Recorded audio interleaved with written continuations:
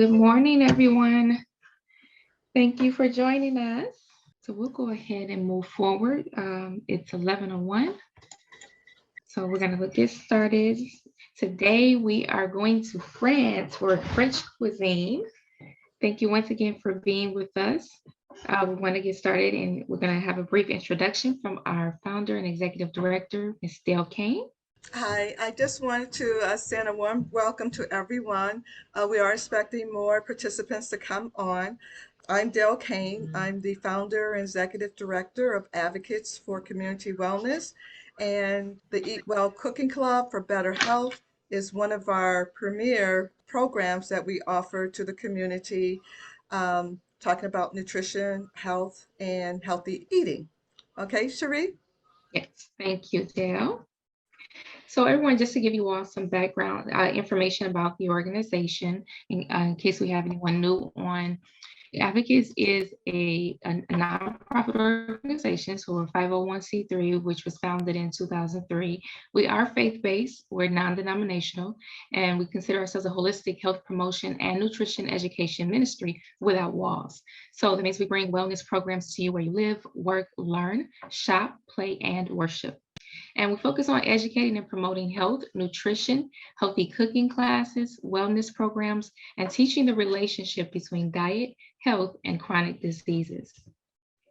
So for our Eat Well Cooking Club for Better Health, we have a specific mission and goals. Our mission for this particular program is to improve the eating habits for a healthier lifestyle, increase longevity, and quality of life.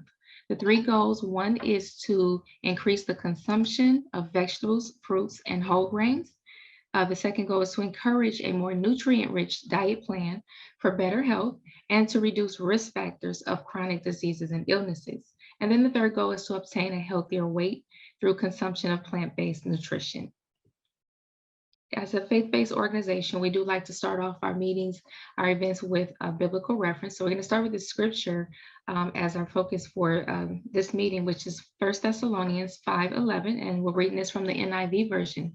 It simply says, "Therefore, encourage one another and build each other up, just as in fact you are doing." And so that's what we're doing with these types of meetings as well with Eat Well Cooking Club. This is to be encouraging to you in whatever path you're on in terms of whether it's just dieting in general, health in general, weight loss, or if there's particular concerns that you may have regarding your health.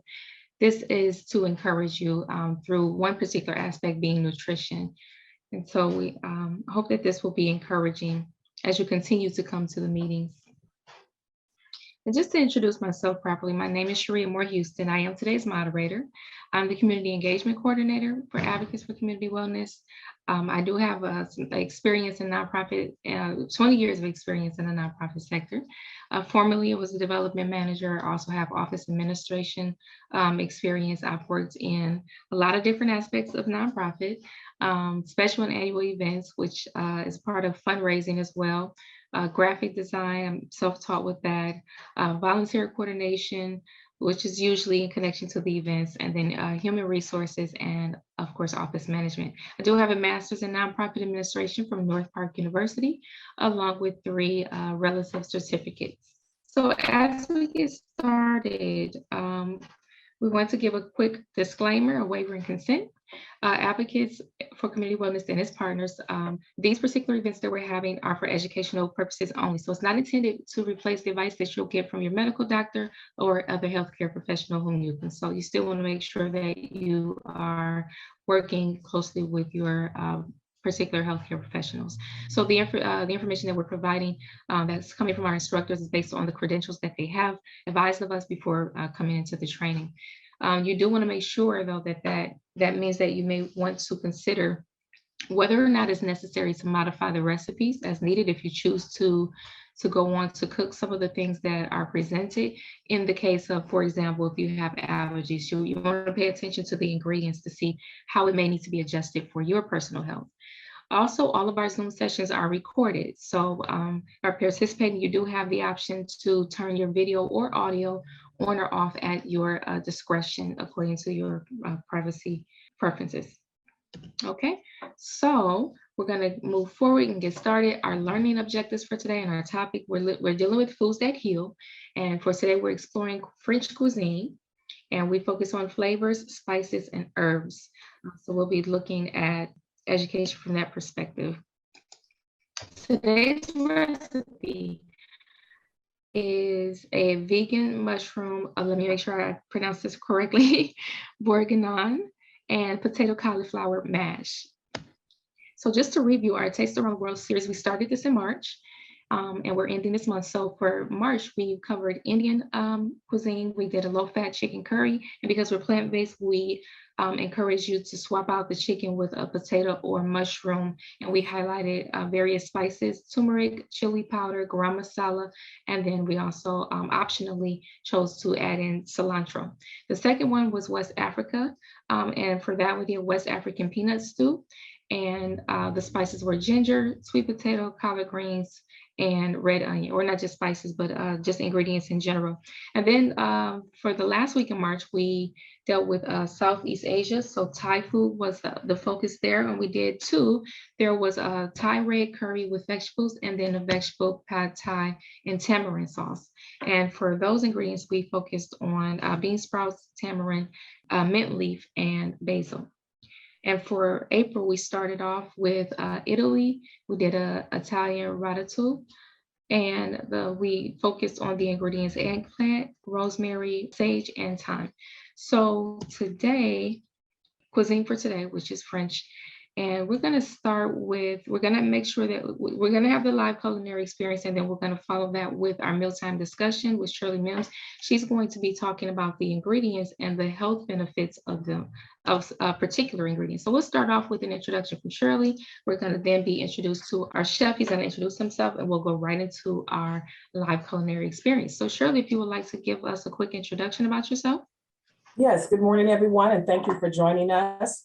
I am Shirley Mims, the Community Relations and Special Projects Director for Advocates for Community Wellness.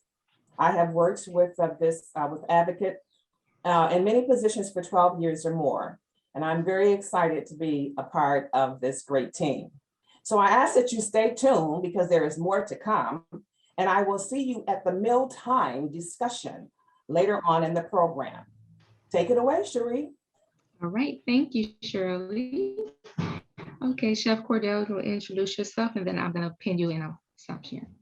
Okay. All right. Well, good morning. Look, everyone. My name is Chef Cordell Mcgeary. I am of Eating Well with Chef Cordell Consulting. You can find us online at www.chefcordell.com. Have been a professional instructor for about 16 years and actually started off initially teaching, working with Miss Dale Kane and her group about 16 years ago, but have always focused on accentuating healthy eating and eating to live. Okay, thank you so much for that and for your introduction. We're going to go ahead and get started with your presentation. I'm going to go ahead and pin you, and then we can get started. Just a second here. Okay, like y'all set. All right, give me 1 second here. All right, hope that everyone is having a fantastic day.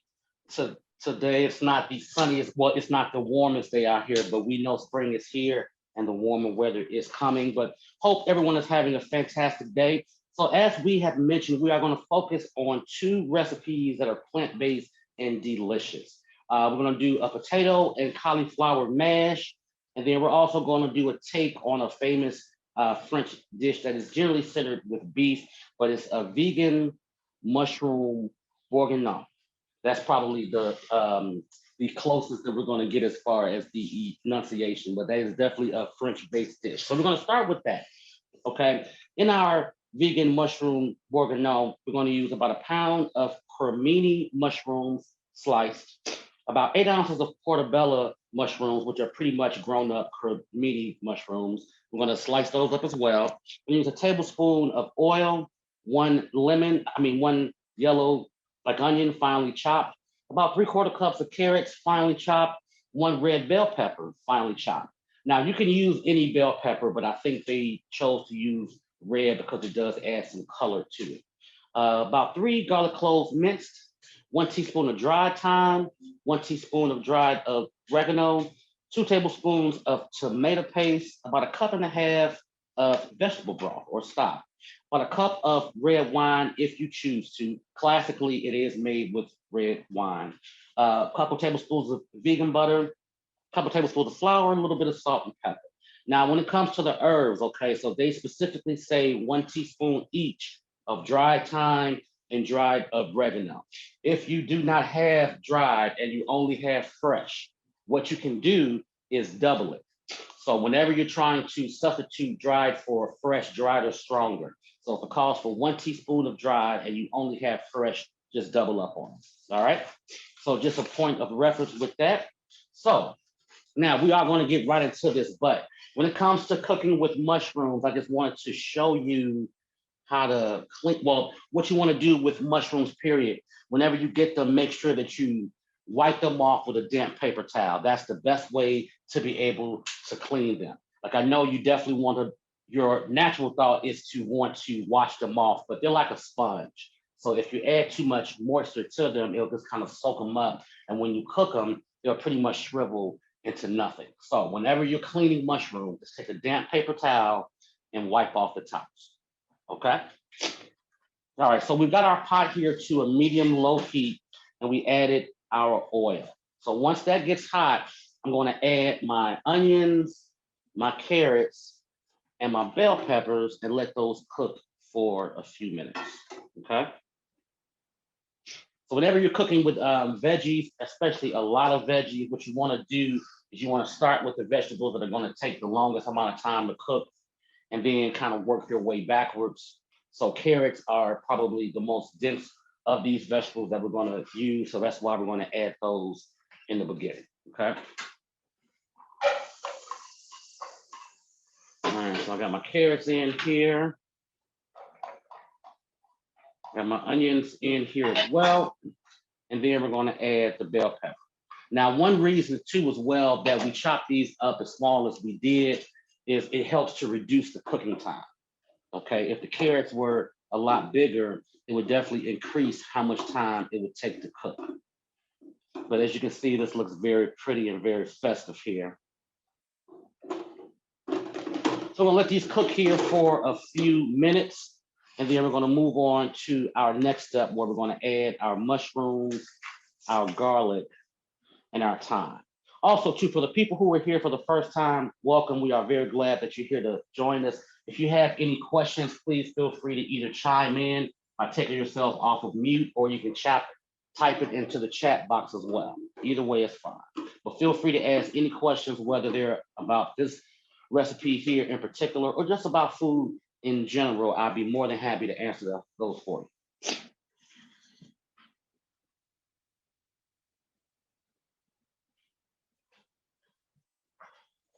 So let these go here for another couple of minutes.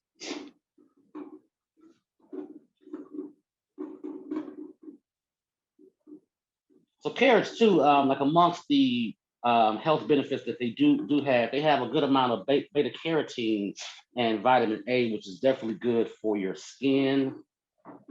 So try to get those carrots in as much as you can.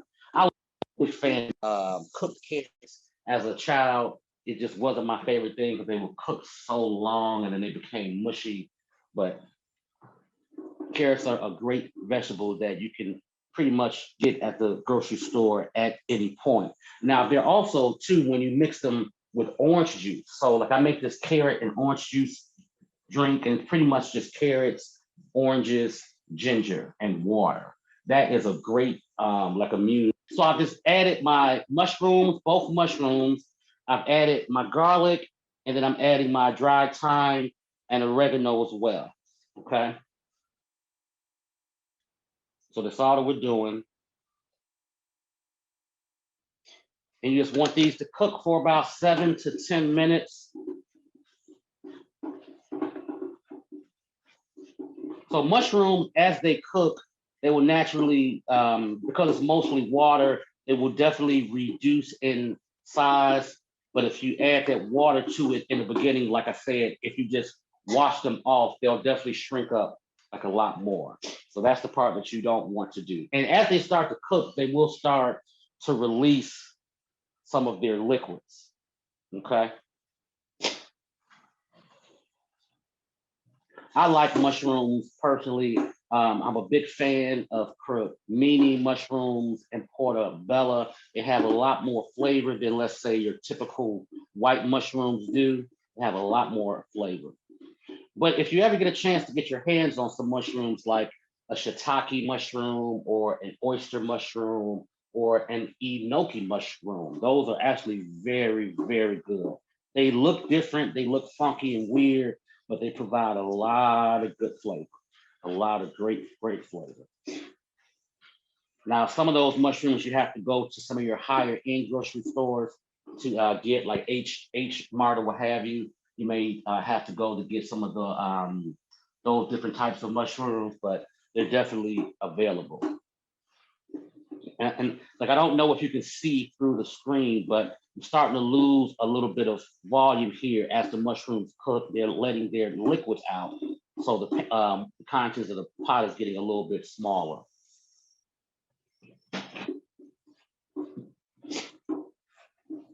So I'm just stirring this up a bit here, letting those flavors work together. And I can start to slightly smell that garlic. But any questions to this point, though? Any questions to this point?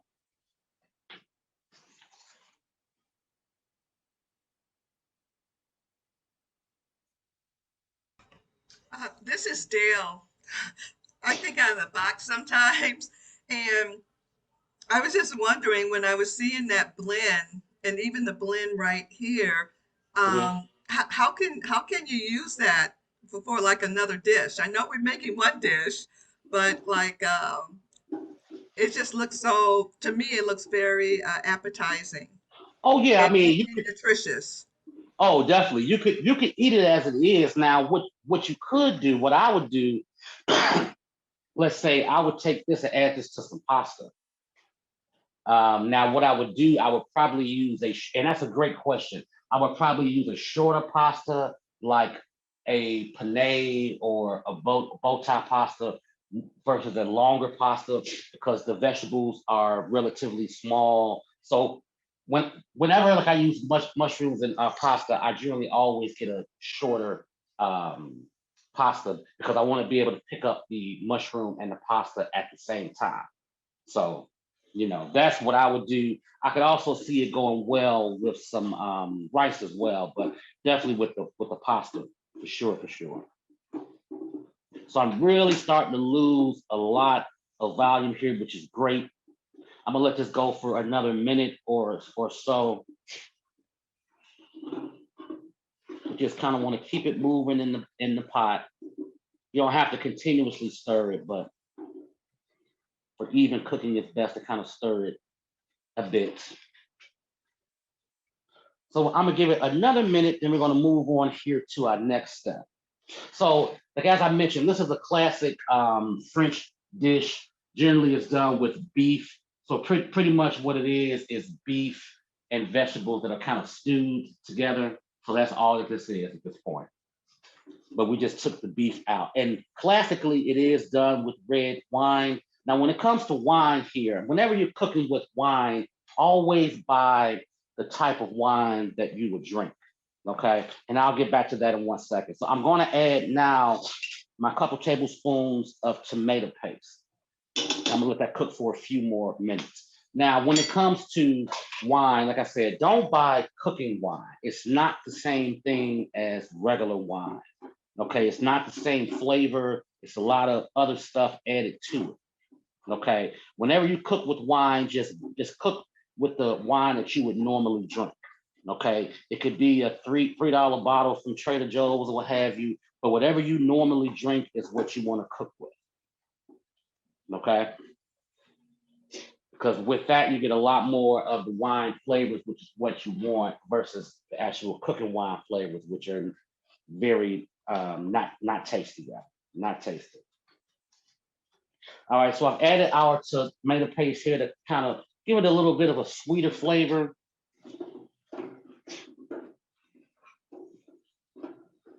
And then here momentarily, we're going to stir in our vegetable stock and wine if you were going to use that as well. Okay. Now you don't have to use the wine. You can just completely omit that, but it does.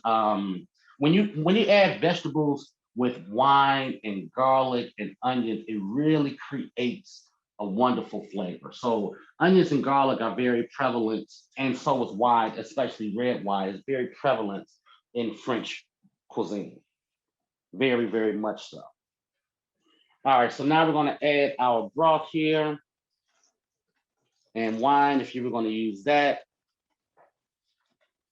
We're going to bring this to a boil and then take it down to a simmer and let that finish off there, okay? While that's working, what we are going to do is come over here to our cutting board and we're going to make this next step work, okay? So as that's coming to a boil here, we're going to come back to our board and have a small bowl. And what we're going to do is we're going to mix together the vegan butter with the flour, okay? So that will be about 2 tablespoons of vegan butter and 2 tablespoons of flour. So what we're doing by doing that, we're creating a roux. So a roux is a type of a thickener, okay? And a type of ingredients rather used to thicken things, okay? So generally it's 50-50 as far as flour and whatever fat that you're gonna use. So that fat could be coconut oil, it could be butter, it could be oil itself. It just really depends upon what you want, okay? So we're gonna mix this together here with our flour and have this on the side. And at some point, we're going to add this to our dish. And then it's going to start to bubble up and thicken a bit. Because right now, what we're just doing in our pot is just establishing the flavor. After the flavors have developed, then we're going to add our roux to it and it'll start to thicken up some, okay? But we're going to let our pot here reduce by half before we do that, okay? Any questions to this point? Any questions to this point? Okay. Now you could decrease rather the cooking time if you put a top on it. That would definitely speed it up a bit. And that's what we're going to do here, just to kind of speed it up a bit. Okay. Now, as that is coming along, we can slide over to our next recipe, which I've already started. Okay, that's our potato and cauliflower mash. So we're going to use 1 large potato. You want to peel and dice it. A cup of cauliflower florets, tablespoon of vegan butter, some plant-based milk, a couple of tablespoons of that, some garlic powder, and some salt and pepper. So when it says garlic powder, that's what they mean. Garlic powder and garlic salt are 2 different things. Garlic powder is just pretty much granulated garlic. That's all that is. Garlic salt, however, the most prevalent ingredient in that is salt. Okay, so any of the salts that you may buy, whether it's celery salt, garlic salt, or what have you, the most prevalent ingredient is salt. So if you want the flavor without the sodium, go for the powders every time, okay? So our first step with this was to put the potatoes and the cauliflower into a pot and cover it with some water and bring it to a boil, which I've done now. It's pretty much almost there at the boil. So once it comes to a boil, we're going to cook it for about 8 minutes. We're going to drain it, then we're going to return it to the pot and mash it up. So cauliflower is a relatively decent way to be able to replicate mashed potatoes without all the carbs. It actually tastes really, really good. If you've never tried it, I highly suggest that you do. Really, really do. And the potato just kind of gives it a little more body. Now, when it comes to the type of potatoes that you can use for this, you can substitute pretty much any potato that you want to. I wouldn't necessarily, well, you could do sweet potatoes, that would be fine. You could do, my favorite potatoes are the Yukon Golds. I like those a lot for making mashed potatoes because they're naturally creamy. So once you cook them, they really mash up very, very well. You can use russet potatoes. You can also use if you can get your hands on them, my other favorite potatoes, purple potatoes. Purple potatoes are fantastic. They're a little bit sweeter to me, but they do cream up well. Now, if you do use those, of course, that would definitely affect the color of the dish. Okay, that it definitely will. Yes, ma'am. Chef, this is Yes, ma'am.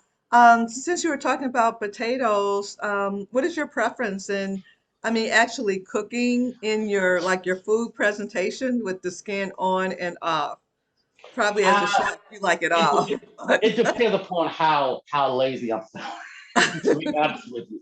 I mean, now as far as nutrition goes, I mean, you definitely get more by keeping the skin on. And I actually like the taste of it personally. It Mm, does help to give it a little more body, but also, I mean, peeling it is definitely a chore at times. So for instance, that also kind of depends upon the size of the potatoes I get. So if I mm, get the baby Yukon Golds, I'm probably not going to peel it because it would just be mm, too much work for it. You know, not too much work, just tedious work. mm, mm. So I just think it's all preference. It's all preference. All right. So going back to our vegan mushroom bourguignon, I did my best to say it the French way, bourguignon. We are now going to add to the pot our vegan butter and our flour. Okay. Okay. And what will happen is this will start to thicken. Oh, well, thank you, Cherie. So that now this is really starting to thicken up here very quickly. Okay. You can't really see it at this point, but the longer you cook it, the more it'll start to thicken up a bit. Okay. But chef, we have that what do you call it? Tallow smell that's coming up from the sea. Smell-o-vision. I'm working on it. Oh, I am trusting. smell-o-vision. Okay. I am working on that. I'm telling you. And once Uh, I do create it and make my billions, I will still come and teach these classes. I promise. okay. Share with the participant where that concept, where you developed that concept, or the meaning behind it. Oh well, I would love to be able to create something, and I'm just being fictitious, but it would Yes. be nice to be able to scratch your screen and to be able to smell the flavors of what we're doing. And I'm hoping to really be able to get back into doing some more in-person stuff with your group because that's when we really can kind of see, smell, touch, and be able to kind hmm of taste And these things. tastes. Yes, of course, Yes. that's the most important thing is to be able to taste it. So now I'm starting to get a nice little thickness here. It's not super, super thick because we didn't use a lot of roux, but it's definitely a little bit thicker than what it was. So I'm gonna let it cook just for a couple of more minutes here. And I'm gonna add a little bit of salt and pepper to this as well for taste. Now, as you notice, we didn't add any salt or pepper to it in the beginning. So as you're cooking dishes that include liquid, you want to wait until towards the end to add your salt and pepper because as it starts to cook, the longer it cooks, the more the flavors develop. So if you add too much salt in the beginning, it can become a very salty dish in the end. Okay. All right. Any questions to this point? Also, get into the habit of tasting your food as it cooks so you can have a better understanding of how flavors actually do develop. Okay. All right. So as this is finishing up here, we're going to come back to our potato mash, which we have here. I want to see how soft this is. It's been going for like a while now, so I just want to see how soft it is. Yep, potatoes are definitely ready. Cauliflower is almost there. So when you're doing this dish, you don't want to cut the potatoes too big because it'll take longer for them to cook. Okay.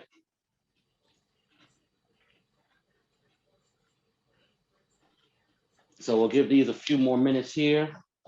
And then we're going to take them out the pot. We're going to drain them, mash them, and add our garlic, salt, and pepper. All right. I think it's about ready now. I'm going to take this out here. I'll be right back. I'm going to drain it, and then we're going to come right back to it. Okay. So give me about 30 seconds, if that.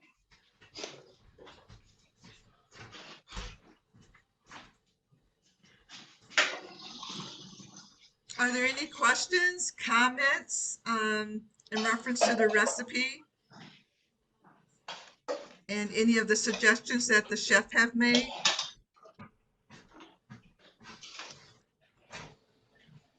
Has anyone had this dish before?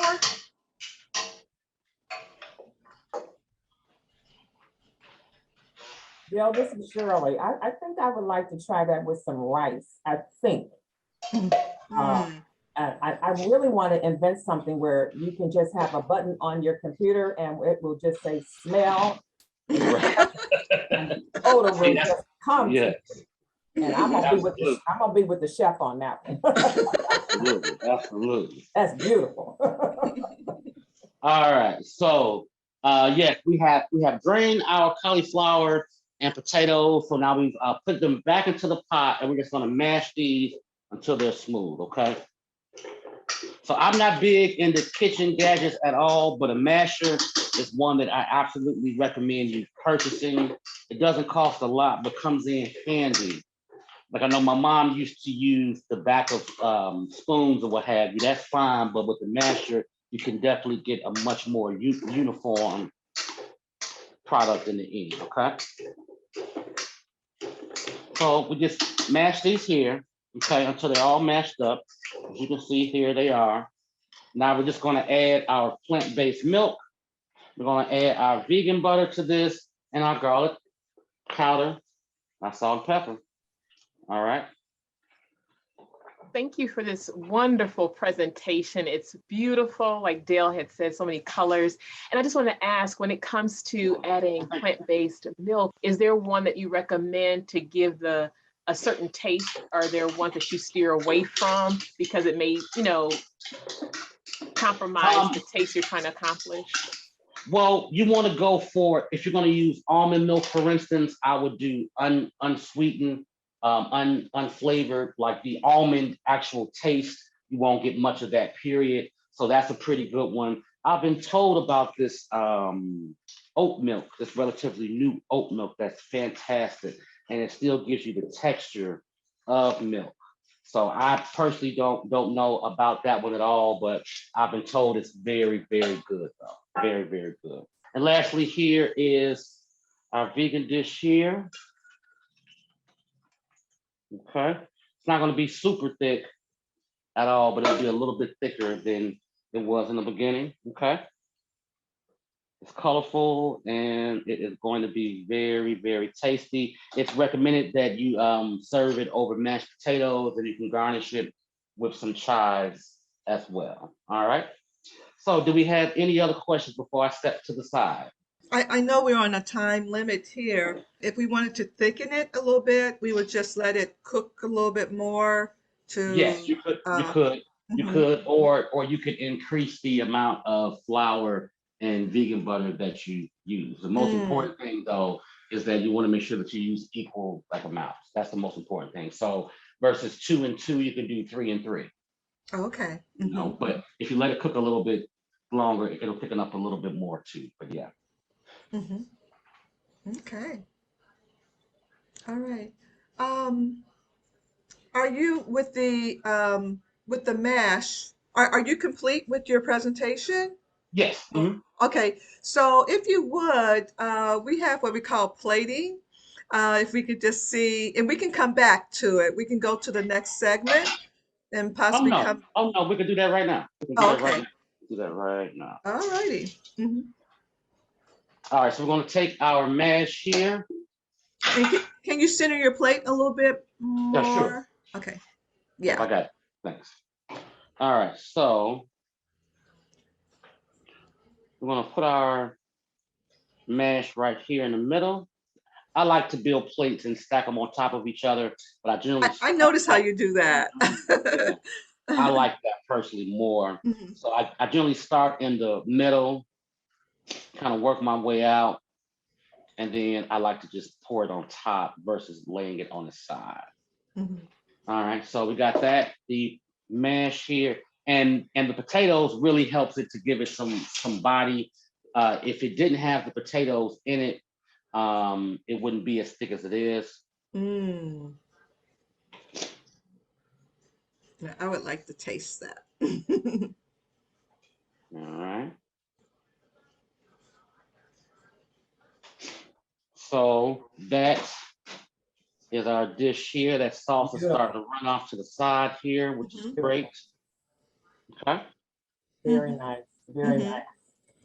And that's how I remember eating it too, like that.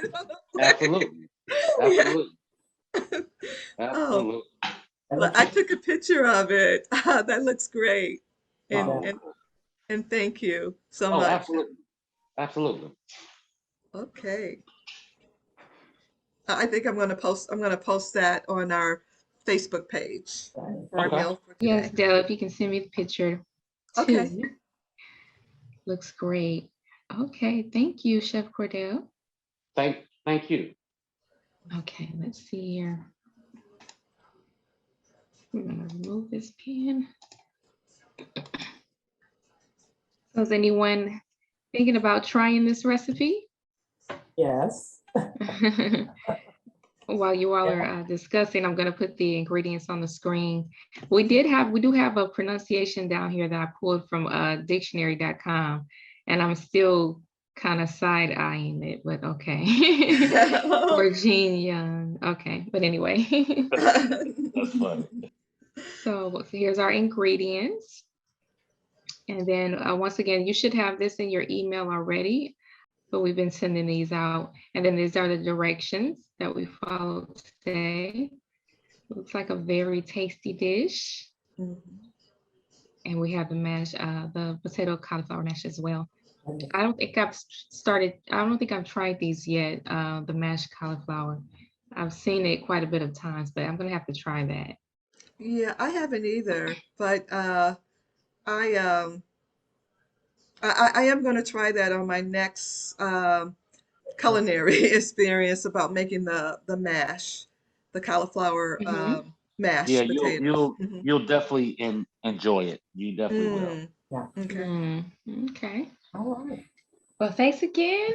And Shirley is up for the mealtime discussion. We're going to discuss some of the ingredients that we saw and what the health benefits are for them.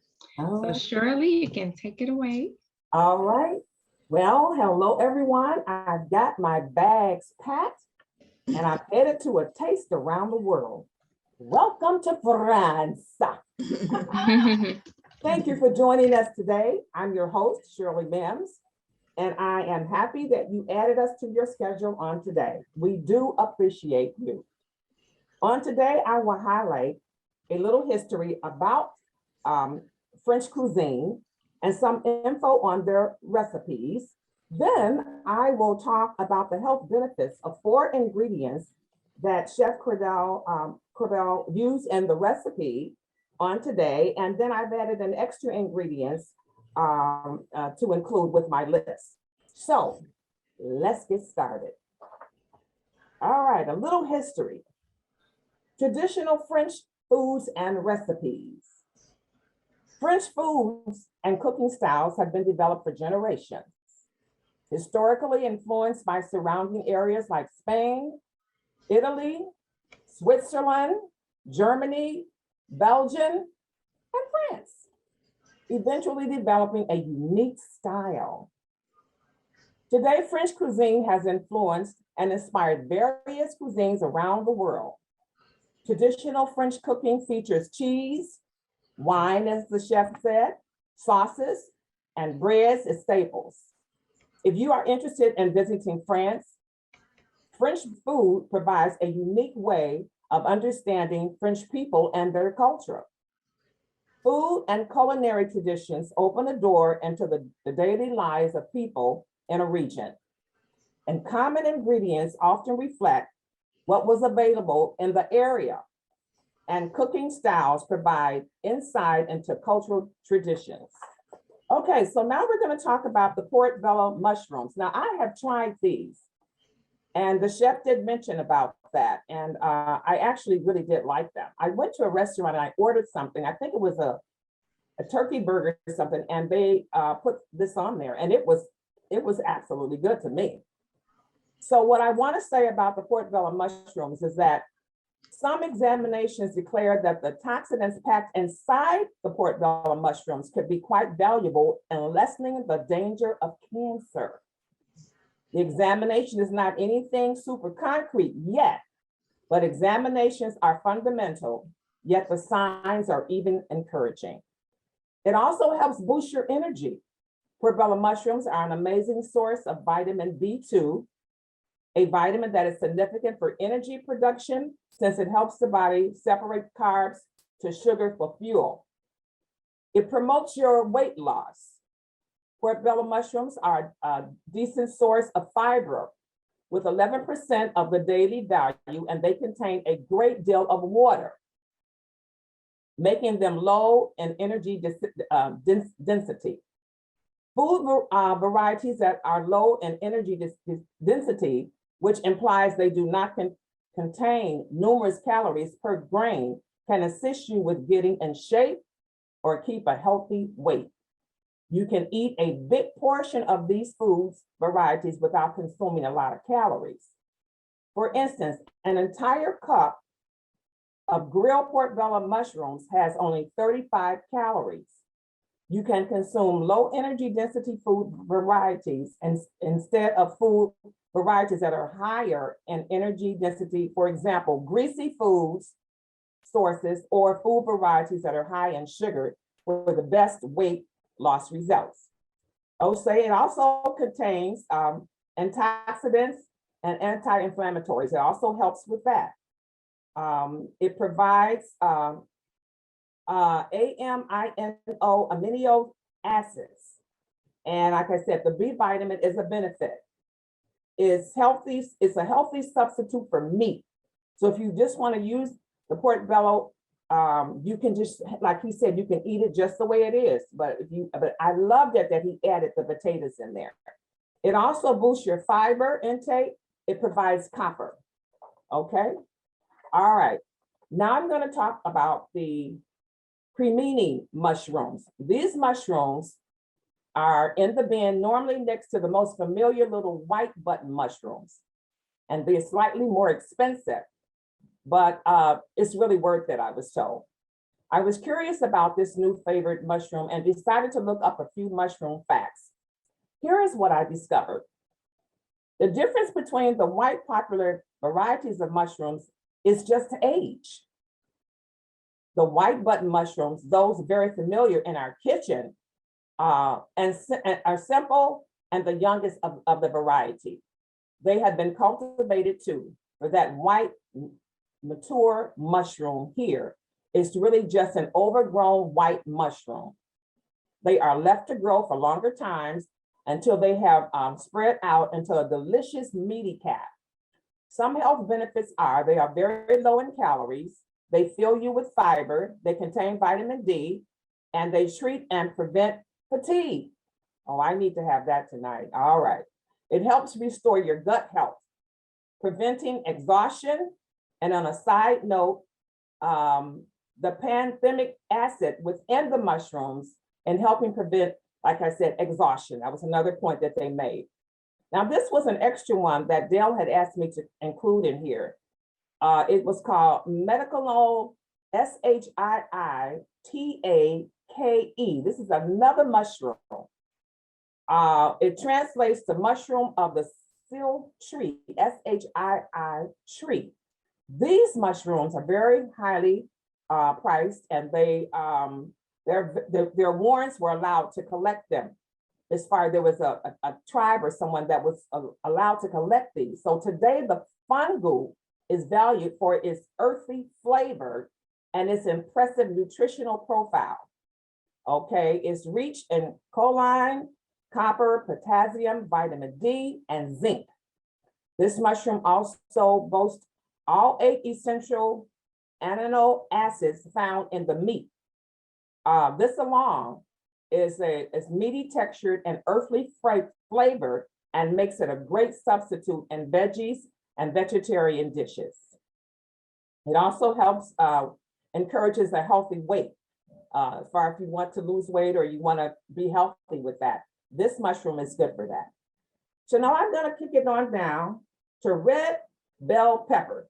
Now, I use real red bell pepper. It's very popular and you can use it in many dishes. So the red bell peppers are at the belly of the ball at any buffet table. They're crisp and ingredient sweet.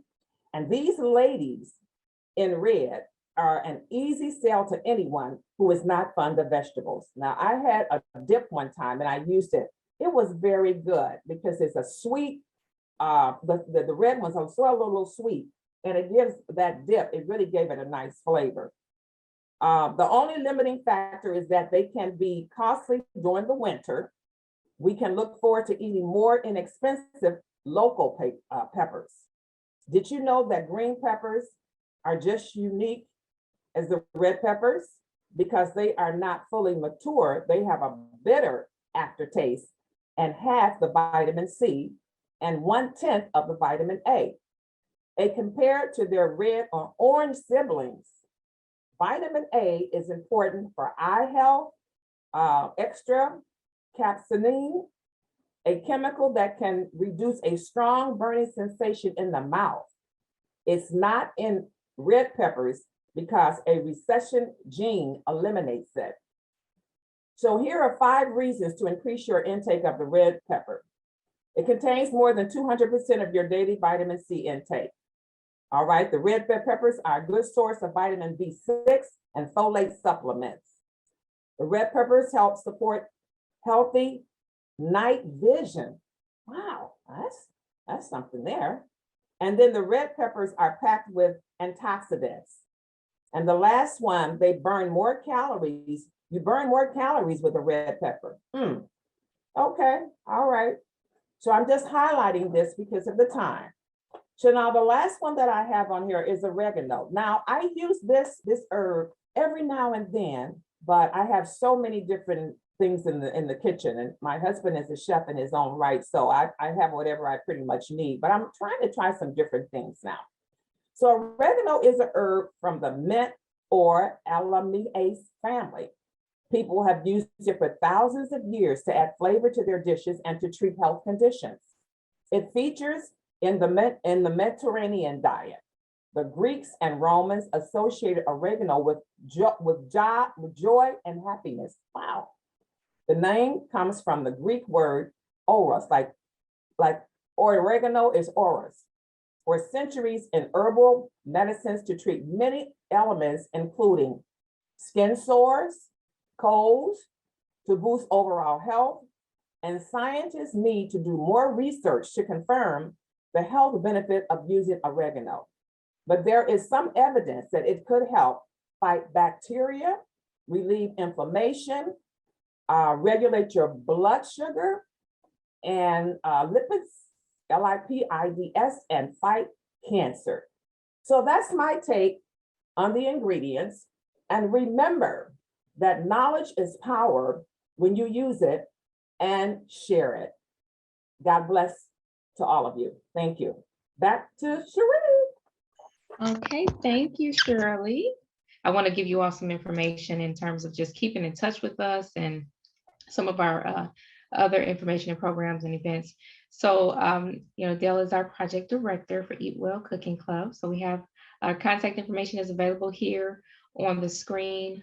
If ever you wanted to get in contact with us, our phone number is 708-300-9072. And you can also send us an email if you ever have any questions, info@A4CW.org.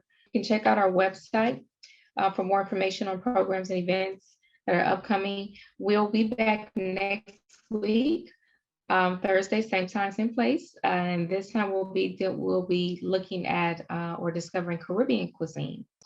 So we'll be continuing that journey. This will be our last one for April, our last one for this theme as well, for a taste around the world. Also, we've been mentioning to you all about our new program, Along the Journey, Breast Cancer Awareness and Survivorship Support Program. There is still time to sign up for that. If you or someone you know has been diagnosed with triple-negative breast cancer, and they are an African-American living in either Auburn Gresham, Inglewood, or Roseland, or some surrounding areas. This is a free program that we have. We're focusing on nutritional, emotional, and physical wellness support throughout your journey. So after diagnosis, during treatment, and beyond treatment, and then remission as well. So if you have any questions regarding that, would love to give you all more information and get you signed up, or you can give us refer us to someone who may be able to benefit from this particular program. Okay, so I did mention already our phone number, email, and website where you can go and get more information about advocates and just to stay in touch. We also would like for you to invite you to join us on social media. We have a Facebook fan page at Advocates for Community Wellness, as well as a group on Facebook called Eat Well Cooking Club for Better Health. And also you can follow us on Instagram at Advocates for Community Wellness. We're posting events and other information there as well about our programs, different ingredients and things of that nature regarding Eat Well and other parts of our programs as well. So we posted very informational events or educational information. I'm sorry, I'm getting twisted here. So we posted educational content as well on our social media pages. So be sure to follow us and stay connected. We do thank you for joining us today and hope that you'll stick around for the after talk. Before we close out, there was a flyer that was sent about the upcoming event on April 28th for the National Minority Health Awareness Month. We do have the organizer and president of that Peer Plus on the screen. Do you would like to give like a 60-second commercial about the upcoming event? I'm sorry that the flyer wasn't included with today's slides. Thank you so much for the invite. And man, I'm like you, I need a smell-o-vision, to come through with that. I'm working on it. Well, thank you, Dale, for the opportunity to talk about our event for next week. And this is all the opportune time because this is Minority Health Month. So next Thursday, at 9 o'clock promptly from 9 to 10, we are hosting our annual Zoom event. We're going to discuss cancer, diabetes, and blood pressure. And Dale is going to do her wonderful piece on the need of good nutrition.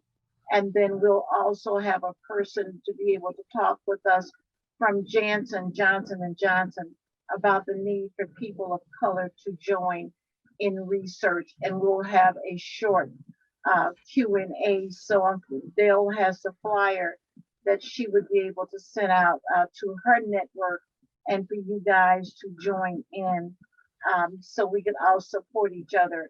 And that's what I would like for us to be able to do. This is wonderful, Dale. Thank you so much. I've been in before, but man, I'm a sauce person, and when he was doing that, I was just like, oh, just grab him. Maybe it's because I'm hungry also. But thank you, Chef, for doing that, and thank you, Dale, for giving me that minute to be able to share what it is that we're going to be doing. And wonderful Dale Kane will definitely be on that panel next week. So we thank you.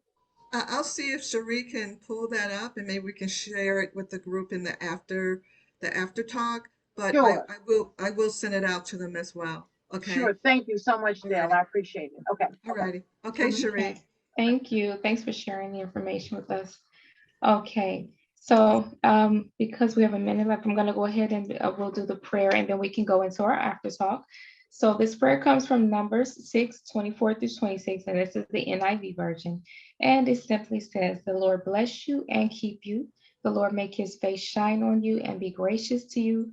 The Lord turn his face toward you and give you peace."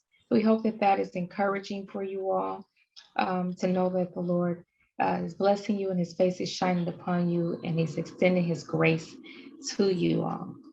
Thank you once again for being with us.